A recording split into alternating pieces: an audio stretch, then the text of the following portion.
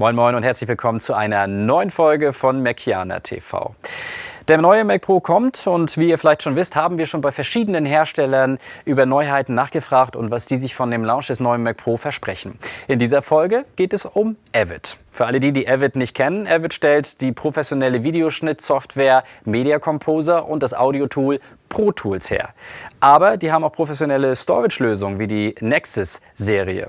Und ob diese Produkte mit dem neuen Mac Pro funktionieren, das hat mein Kollege Klaus Preuschow rausgefunden in einem Interview mit AVID. Und was die uns verraten haben, das erfahrt ihr nach dem Intro.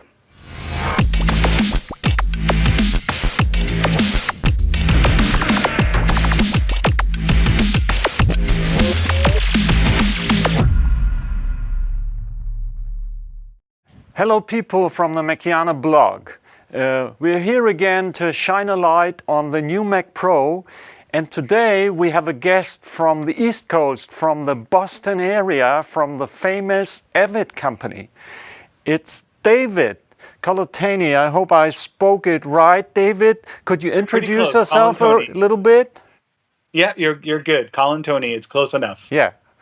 So what is your position at AVID, David? So I'm vice president of product management, and some people don't know what product management is, but we're the guys that take all of the input from customers and work with engineering to make what you see in the products. And we also run the business of a particular product line. And I'm responsible for a whole wide range of products here: Media Composer, Pro Tools, all the audio products, consoles, Nexus, and AVID Cloud products. So yeah, quite a few things going on here at AVID. So David, I saw you a lot of times on stage, on all these AVID meetings and shows, and thank you for taking the time for us here in Flensburg next to the North Pole to answer some of the questions. So we really value that. Thank you for having me. So the first question that comes in mind to me is, which possibilities you see with these AVID hardened software with the new Mac Pro looking around the corner?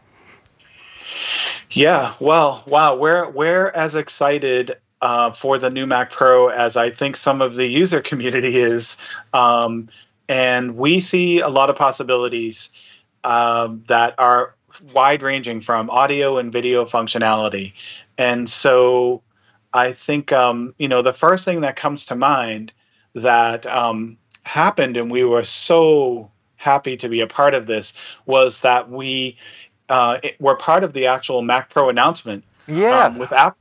And so they had been working with us to get our HDX cards working, and it was a good technology proof point, right? For the new architecture that they built out for the Mac Pro, and so we're just delighted that they are choosing us as a partner to work with them, and so we actually are able to now do more than 3 HDX cards and enable that in the new Mac Pro, and we're working to finish that work up so that it's ready for the release. Whenever Apple chooses to release it. And then on the video side, we're also doing some work in Media Composer to make sure that we can take advantage of some of the capabilities on the super processing capabilities of the product. And also, one important thing is that we're rewriting a lot of the codecs that were traditionally supported in QuickTime, and rewriting them to work in the new architecture.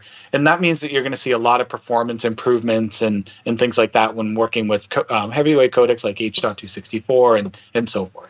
So I saw in the backdrop of the presentation, the AVID card, the HDX card, made me very happy, and I think you can cover a symphony orchestra with an echo chamber and everything on it. But that you mentioned that also the video functionality would be a very interesting part is even more interesting to me because I'm a video product manager. So this is good news, It is good news, yeah. So performance-wise, when you have these new codec things, do you see really something like doubling the performance or so between looking at the old Mac Pro, or what do you see? Yeah, a lot of it. Okay, so it's software and hardware. So you'll know that a lot of the 32-bit capabilities that were sort of surrounding QuickTime wrappers has to be rewritten. And so we've been working on that for quite a bit of time now. And when we do that, we are actually rewriting those codecs that will now take advantage of the new architecture that's built into the Mac Pro. So yeah, they will at a minimum be double. And we're actually already seeing some of the results of that because we have been working on this for quite a bit of time.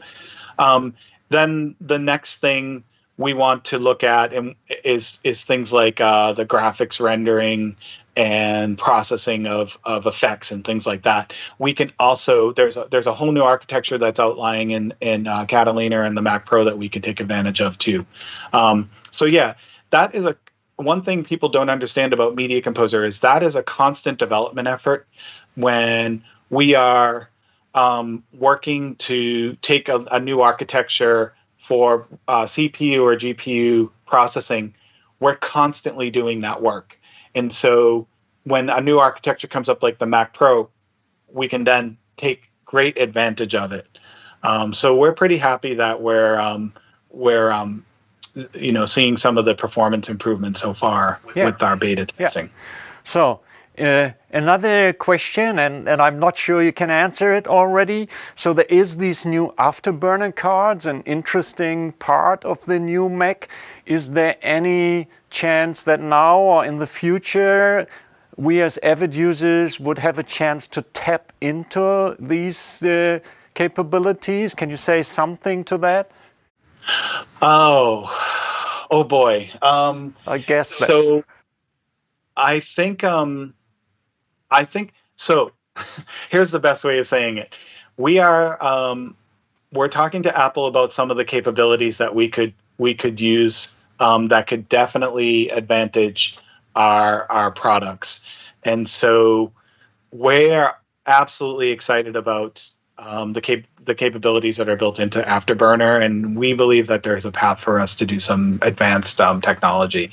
But I have to keep it super secret because I want to make sure that we surprise our users, and I want to make sure that we do everything right, and we honor our commitment to Apple to make sure that we do the right thing and work together on a development and introduce it to our community. But there is a lot of capability built in there for the future, and we're pretty excited to work with Apple and take advantage of it. So that sounds promising to me, especially maybe we could have a second talk later on down the road, Yeah. Absolutely. Yeah, when you're allowed to give us more information. So I have the last question, David, that is today we all work in a distributed environment. We have these shared storage solutions, more and more. We have video over IP, and the new Mac Pro, for example, has 10 gigabit ins and outs, network connections.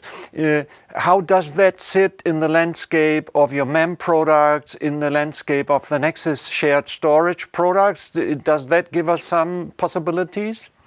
Yep, it definitely does. We'll test it and make sure that it works for our users, but absolutely. So Nexus, if you're following along on our shared storage products, is actually 1 and 10 and 40 gig capable today. So that means that when we built that product, we were looking at connectivity to different platforms that might emerge, like a Mac Pro. And so yes, we will do that testing, and we'll make sure that it has that connectivity. So that's all good news, David. So I will tell you, it's been great. We are so happy to work with Apple on the audio and video side, and they have been just absolutely wonderful to work with. Their whole development organization has been very helpful, and I'm pretty happy about it. So there's developing partnership from coast to coast. That's good to hear. Yes. And yes. If in the future we are allowed to tell other questions to you, we would be happy. But for today, we would say thank you a lot for all this information for our customers here in the MACianer blog. and see you maybe in Amsterdam on the IBC. I will see you there. Thank you for having me. Yeah. Thank you so much. Bye-bye. Bye-bye.